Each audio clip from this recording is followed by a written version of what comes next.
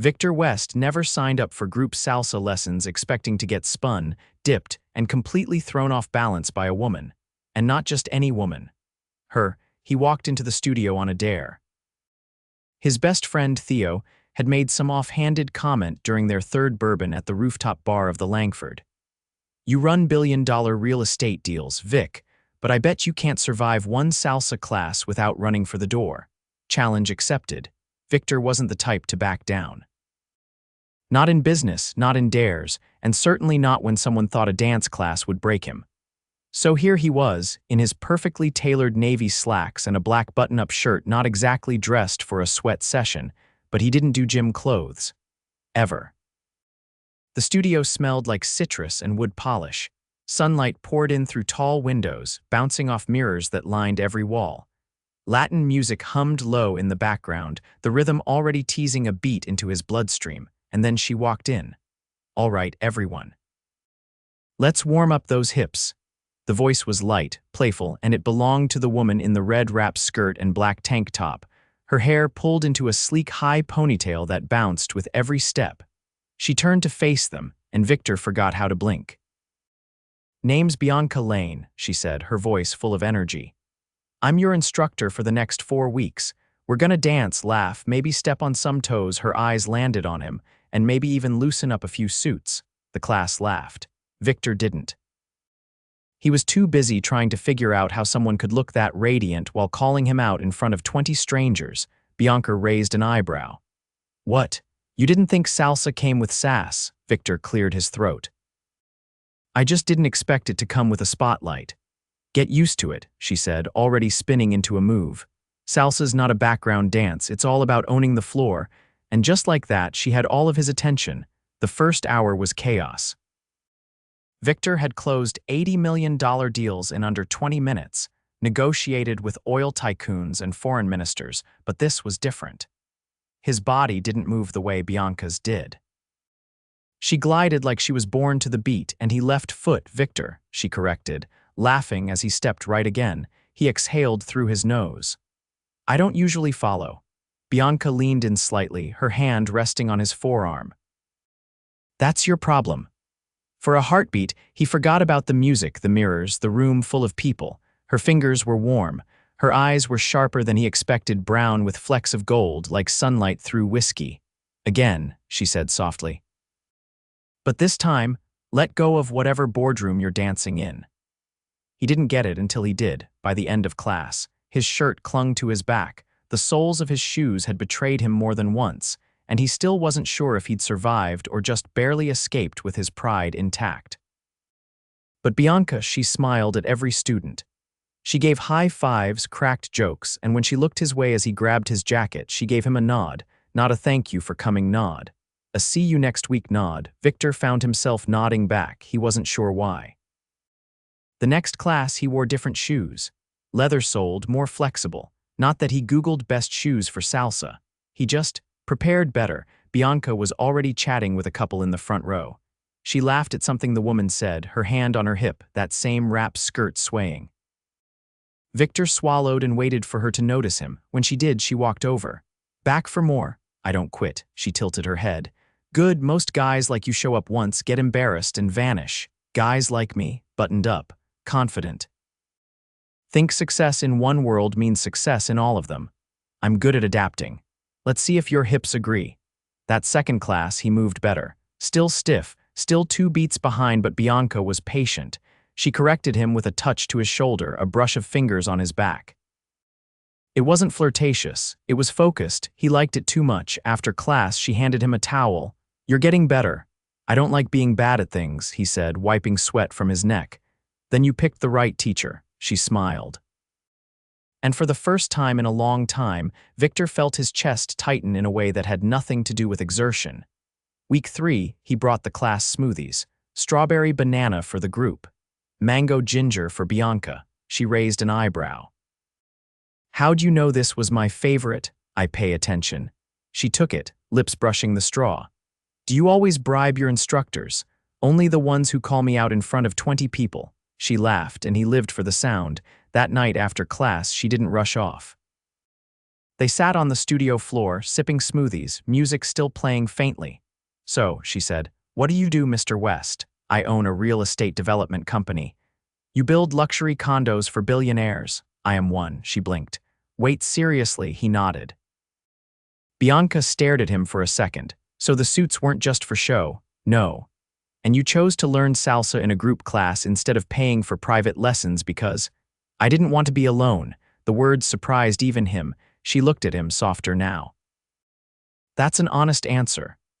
Victor didn't say anything. He just watched her and realized something terrifying. He didn't want the classes to end, not because he was finally getting the hang of dancing, but because every week he got to see her.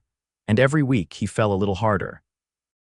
Victor West had never returned to the same place 3 weeks in a row, unless it was for a board meeting or a quarterly investor update.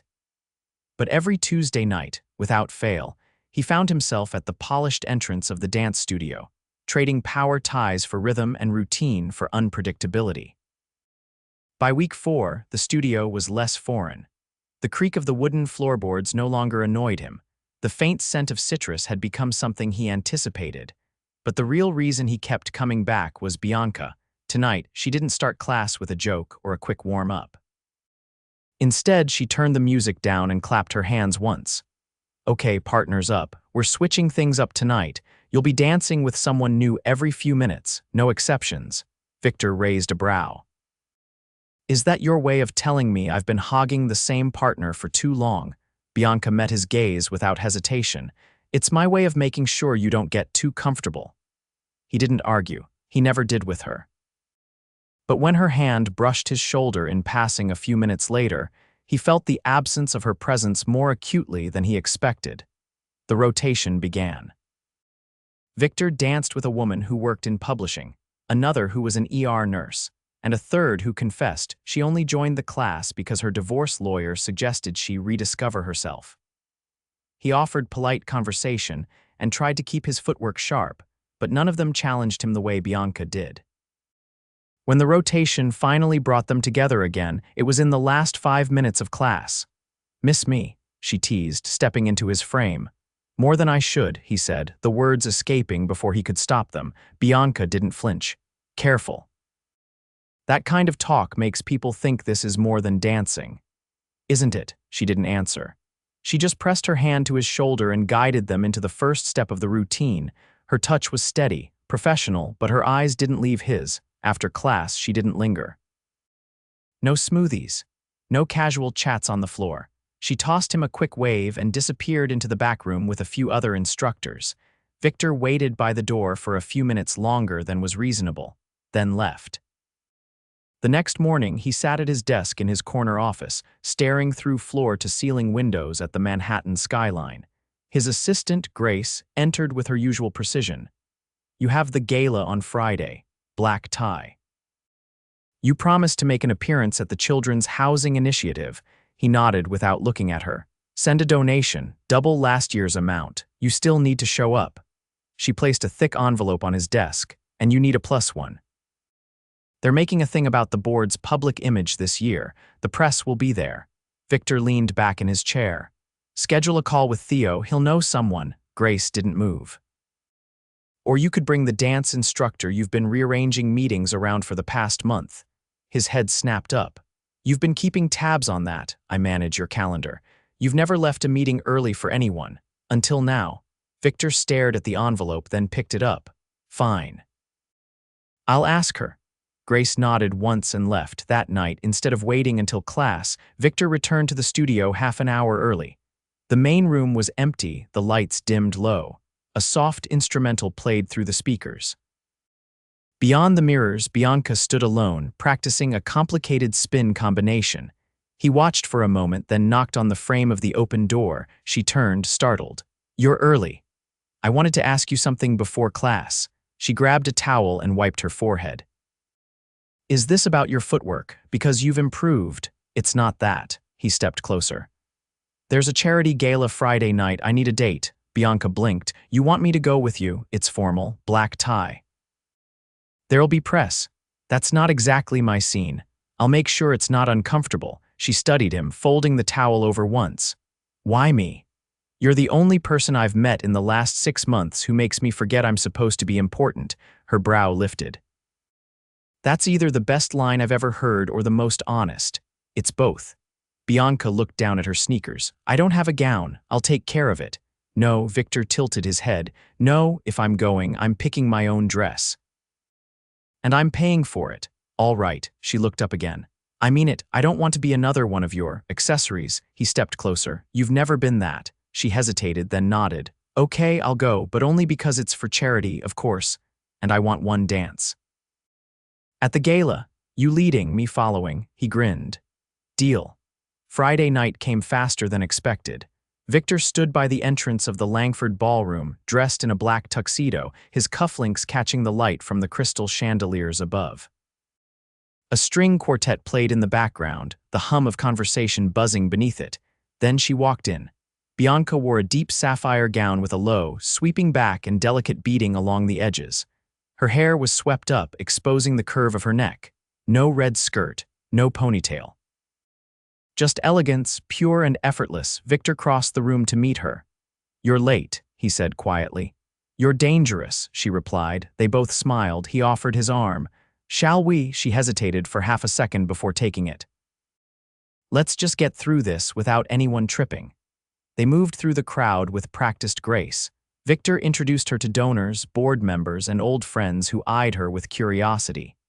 Bianca handled each introduction with poise, her charm effortless but restrained. During dinner, she leaned in slightly. They all think I'm your new girlfriend, and what do you think? I think this is the first time I've worn heels without regretting it, he laughed softly. The sound was rare, even to him. When the music shifted to something slow and classical, Victor stood and held out a hand. She took it. They stepped onto the dance floor, surrounded by Manhattan's elite, and without instruction, they moved together. Victor led, Bianca followed. Not perfectly, not flawlessly, but together. The rhythm was theirs. The silence between them filled with everything unsaid. As the music faded, she didn't pull away. He leaned down, voice low. Come to my rooftop tomorrow, sunset. I want to show you something. I thought we were done with surprises. This one's different, she met his gaze. I'll think about it. Then she turned and disappeared into the crowd, her scent lingering, her answer tucked into the space between maybe and yes. Victor hadn't invited anyone to his rooftop since the day he bought the building. It wasn't just the sweeping view of the Hudson or the custom-built fire pit nestled between the lounge chairs, it was the silence. It was his escape from the noise of mergers, deadlines, and the never-ending buzz of people wanting something from him. But tonight, he didn't want to be alone in it. He stood near the glass railing, sleeves rolled up, nursing a whiskey he hadn't touched. The sun was beginning to dip, casting a golden hue across the surrounding skyline. Below, the city pulsed with its usual rhythm, honking horns, rushing footsteps, but up here, it was nothing but air and anticipation. The elevator chimed behind him. He turned. Bianca stepped out, wearing a thin white blouse tucked into high-waisted black trousers, her heels clicking softly against the stone tiles. There was no makeup tonight, no performance, just her. You live here, she asked, glancing around. I own the building. Top 3 floors, she raised an eyebrow. Of course you do. You came. I said I'd think about it. I thought about it. And the idea of turning down a rooftop sunset felt like bad karma. Victor gestured toward the seating area. There's wine or bourbon. I wasn't sure what you, water's fine. He handed her a chilled glass from the bar cart. She took it and walked to the edge, resting her hands on the glass railing. I used to sneak onto rooftops in Queens, she said. My cousins and I would climb the fire escape of their apartment and sit there for hours, watching planes fly over. We'd make up stories about where they were going. Victor leaned beside her. Where did you say they were headed? Everywhere. Paris, Tokyo, Brazil. I'd never been on a plane at that point, but I knew I would be. Someday. Have you? Not to Brazil. Yet. They stood in silence for a moment, the wind tugging strands of hair loose from her bun. Victor reached into his pocket and pulled out a small velvet box. She looked at it, then at him. If there's a ring in there, I'm jumping. He opened it. Inside was a single gold pendant on a delicate chain shaped like a flame, simple, elegant. It reminded me of you, he said. Always moving, always burning. Bianca didn't touch it. "Why are you doing this?" "Because I can't stop thinking about you." She looked away, her jaw tightening. "You don't know me. I know you could have said no to the gala, but you didn't. I know you talk with your hands when you're nervous and you bite your lip when you're thinking. I know you teach with your whole body, trying to pull joy out of people who have forgotten how to feel it.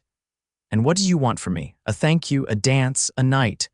I want to know what you're afraid of." Bianca turned sharply. "I'm not afraid. You are. You've been fencing me off since day one." She set her glass down, the sound sharp against the metal tray. "Because I've seen men like you. You swoop in, flash your charm, make a woman feel like she's the only person in the world. And then you disappear. I'm still here. For now." Victor stepped closer. "You think I signed up for salsa classes because I had nothing better to do? I think you're used to getting what you want. I'm not used to working this hard for it." Bianca's eyes flashed. "You think this is hard? Try being 24, broke, and teaching dance classes in a church basement to pay your mother's medical bills. Try saying no to a modeling contract because it meant leaving your sister alone with a man who couldn't be trusted. Try climbing your way out of that and still waking up every day wondering if you'll be able to keep the lights on." Victor's voice dropped. "I didn't know." "No, you didn't, because you don't ask. You just show up with jewelry and rooftop views expecting me to melt." He closed the box slowly. "I didn't bring you here to impress you." "Then why?" "Because I wanted to be with you without the music, without the mirrors, just you." Bianca's breath caught. She looked at him, really looked, and something in her posture shifted. "I don't do casual," she said. "Neither do I. And I don't need saving." "I know." She hesitated, then stepped toward him. "This doesn't make sense. I teach dance, you build skyscrapers. Maybe we're both in the business of building things." She laughed just once, then shook her head. "You're infuriating, but I'm honest." Bianca took the box from his hand. She opened it again, stared at the pendant for a long moment, then closed it and slid it into her pocket. "I'm not saying yes, but I'm not walking away. I'll take that." She stayed until the stars came out. They didn't kiss. They didn't dance. They just sat side by side on a rooftop that had never seen another soul, two people born in different worlds, trying to figure out if they could build a new one between them. The next morning, Victor arrived at the studio before anyone else. He stood in the middle of the empty room, watching his reflection in the mirror. His phone buzzed, a message from Theo. "Need you at the Dubai call. Project's slipping. You're the only one who can pull it back." Victor stared at the screen, then typed a single sentence in reply. "Can't do it today." He tossed the phone into his gym bag and walked toward the stereo. When Bianca walked in, she paused in the doorway. "You're early." "I wanted to see if I could remember the steps without you yelling at me." She walked over. "You're not that easy to forget." He held out his hand. "Dance with me. Now, no music, no class, just us." She hesitated, then placed her hand in his. They began to move slowly, clumsily, but together. There was no rhythm except the shared breath between them, no beat except the pounding in their chests. Bianca smiled, soft and rare. "I still don't trust this," she said. "I don't need you to trust this. I just need you to trust me." She looked up at him, her voice barely a whisper. "Then don't disappear." "I won't." Outside, the city roared, but in that room it was quiet, and for the first time in years, Victor West wasn't thinking about deals, deadlines, or the market. He was thinking about Bianca. And how, somehow, she danced her way past every defense he'd ever built and made him want to stay exactly where he was. Victor sat in the back of his car, staring blankly through the tinted window as the driver navigated around a stalled delivery truck. His mind wasn't on the morning traffic or the finance brief in his lap, it was on Bianca. The night on the rooftop had changed something. Not in the way dramatic gestures usually did, with instant confessions and impulsive declarations, but in the quiet, irreversible way that made a man realize he didn't want to go back to who he was before. He wasn't sure what to call what they were now. It wasn't a relationship. Not yet. But it wasn't casual either. They were moving in rhythm but not quite in step. He checked the time. 11:24. Bianca would be teaching the midday youth class at the community center by now. Not the studio, this was her other job, the one she hadn't told him about until yesterday when she casually mentioned she taught dance to kids from underserved neighborhoods twice a week. "Why didn't you ever say something?" he'd asked. "Because I don't do it for credit," she'd replied. He'd respected that, which is why he hadn't told her he was going to see it for himself. The car pulled up to a red brick building that had probably been a warehouse 50 years ago.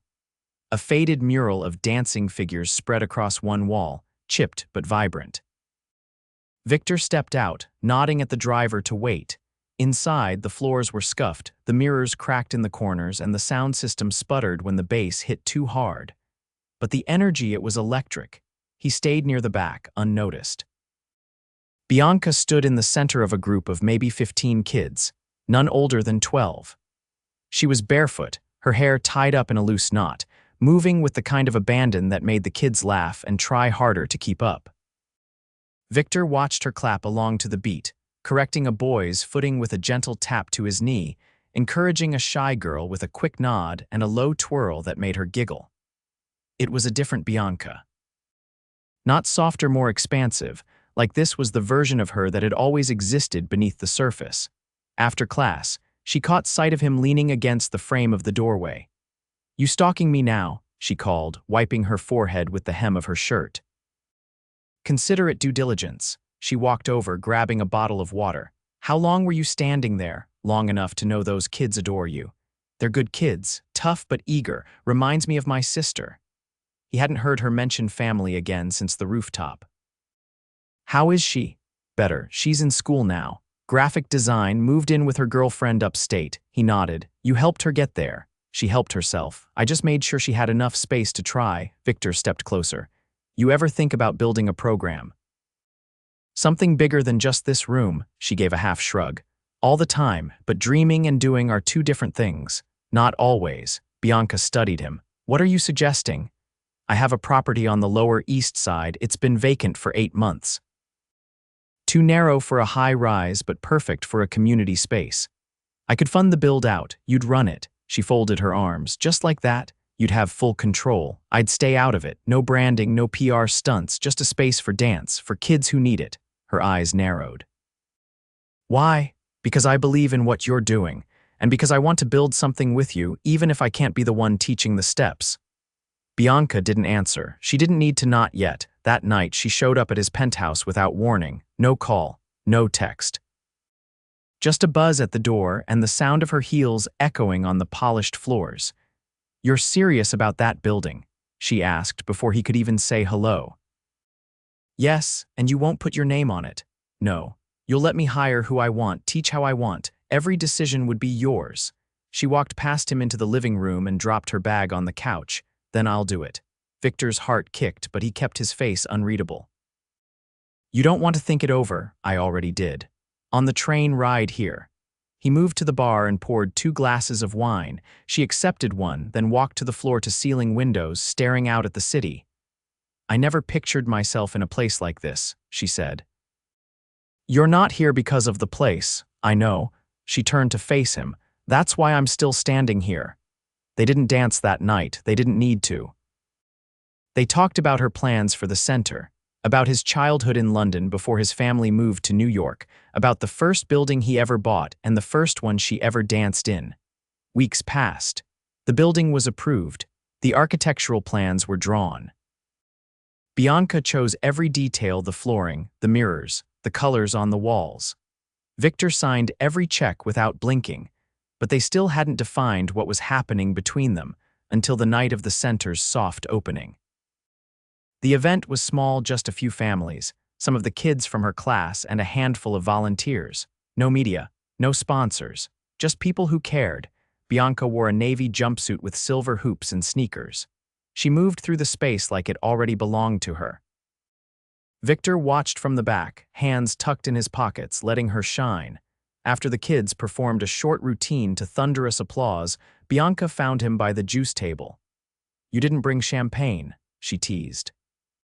"Didn't want to upstage the apple juice." She leaned against the wall, suddenly quiet. "This matters," she said. "I know. I wouldn't have said yes if it didn't. I wouldn't have offered if I wasn't all in." Bianca looked at him, eyes steady.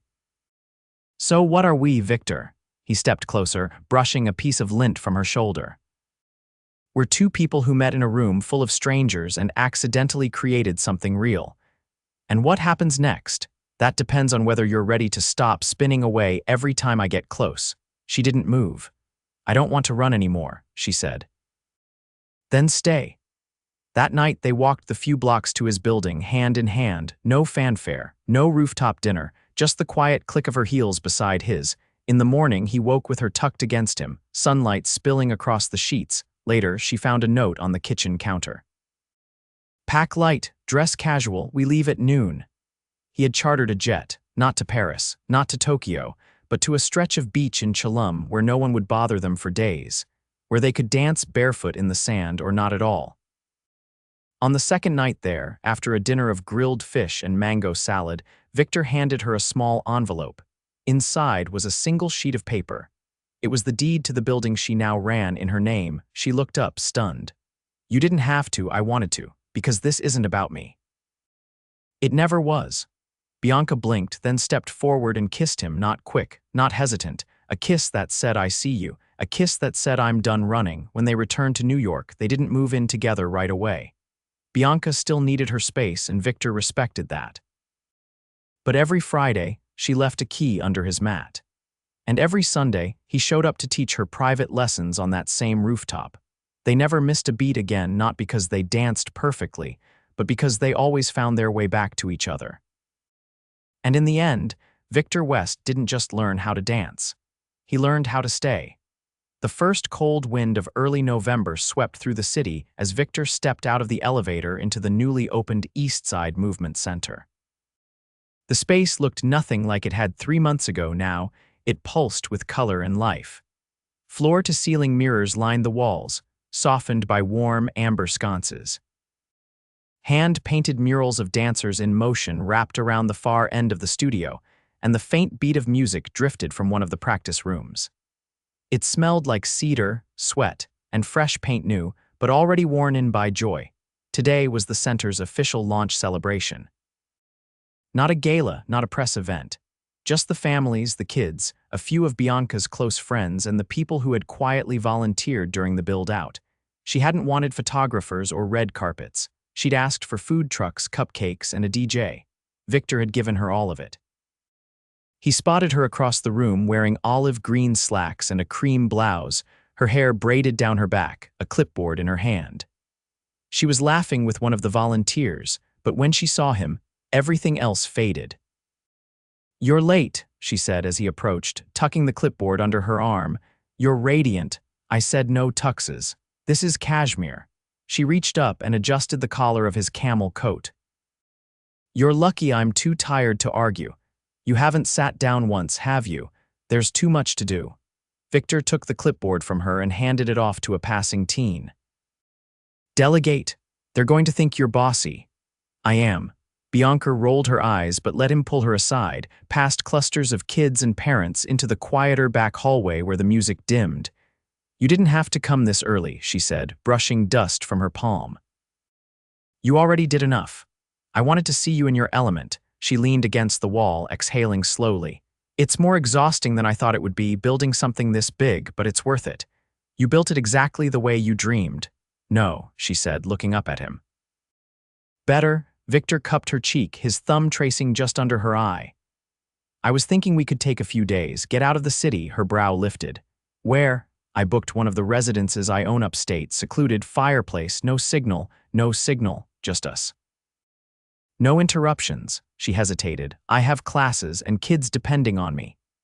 You've already prepared the new instructors. You told me yourself they're ready. It's only for a few days. Bianca searched his face. You're not asking me to run away. No, I'm asking you to let yourself rest. With me, she didn't answer right away. Her fingers slid down the front of his coat, catching the edge of one of the buttons. I want that, she said finally. I've never wanted something like this before, not just the escape. You, Victor leaned in and kissed her, slow and deliberate, like they had all the time in the world. When they pulled apart, her voice was softer. I'm still getting used to this, you being here. You don't have to rush, he said.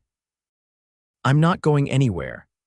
They left the center hand in hand after the last cupcake had been devoured, after the last child had danced one final spin, and after Bianca had hugged nearly every parent goodbye. The sky had turned silver with approaching snow, and the city lights blinked against the dusk. 2 days later, Victor lit the fireplace in the hilltop cabin. The property overlooked a frozen lake, and the glass walls gave them a panoramic view of untouched snow. Bianca wore thick wool socks and one of his sweaters, oversized and falling past her hips. She walked barefoot across the heated floors, carrying a mug of cocoa, her hair damp from the sauna. "Why haven't you ever shown me this place before?" she asked as she curled beside him on the couch. "I didn't think I'd ever want to share it. You really were alone, weren't you?" For a long time, she rested her head on his shoulder. "And now I want more, with you." Bianca looked up. "What does more mean to you?" He turned toward her. "It means I want mornings that begin with your hair on my pillow, nights that end with your voice in my ear. I want to wake up beside you and know I never have to leave." Her eyes didn't leave his. "That's a big promise. I've kept bigger ones. But this is the only one that matters." Silence stretched between them, warm and full. Then Bianca shifted, setting her mug down. "I used to think love was temporary," she said, "like it had an expiration date, that it always ended with someone leaving." "I'm not temporary," Victor said. "And I don't leave." She took a breath, eyes glinting. "Then stay with me, always." He didn't answer with words. He reached into the inside pocket of his sweater and pulled out a thin ring, rose gold, simple, with a single diamond set like a drop of light. Bianca stared at it. "This isn't a proposal," he said. "Not yet, it's a promise. That when you're ready, I'll be waiting." She reached for the ring, then paused. "Can I wear it on my other hand?" "For now," he said. She slid it onto her right ring finger and looked at it, turning her hand in the firelight. "I never thought I'd belong in someone's life like this," she said. "You don't belong in my life, Bianca," Victor said. "You are my life." That night, they didn't make plans, they didn't talk about the future. They just existed in a house wrapped in snow, in a quiet world that had finally given them room to breathe. Spring came slowly. The center expanded. Bianca added new classes: samba, contemporary, even aerial silks after a grant came through. She hired 2 more instructors and started a scholarship fund for kids who wanted to pursue dance professionally. Her face became known, not through tabloids or headlines, but in the quiet, reverent way a teacher becomes part of a community. Victor kept his distance from the spotlight, but not from her. He was there every Friday evening, waiting in the lobby with takeout and stories from his week. He held her hand during board meetings when the nerves hit hard, and she stood beside him at investor galas, no longer just a date, but a partner. Then one night in late June, Victor took her back to the studio where they'd first met. It was empty now, closed for renovations. He'd rented it for the evening without telling her. Bianca stepped inside and froze. The same mirrors, the same floor, but lit with candles. The sound system played a soft, familiar rhythm. Salsa, the song they'd never quite mastered. She turned to him. "You remembered." "I remember everything." He took her hand and led her to the center of the floor. "Lead me," she whispered. He did. They moved better now, smoother, more in sync, not perfect, but connected. Every turn, every step was less about choreography and more about trust. When the song ended, he dropped to one knee. Bianca's breath caught. "This time it is a proposal," he said. "Marry me." She didn't hesitate. Yes, the wedding was small and private, on a rooftop with only their closest friends, surrounded by city lights and a sky full of stars. Bianca wore a satin slip dress and danced barefoot. Victor couldn't stop smiling, and when they shared their first dance as husband and wife, it wasn't choreographed. It wasn't rehearsed. It was just them, moving together, finally in perfect step, forever.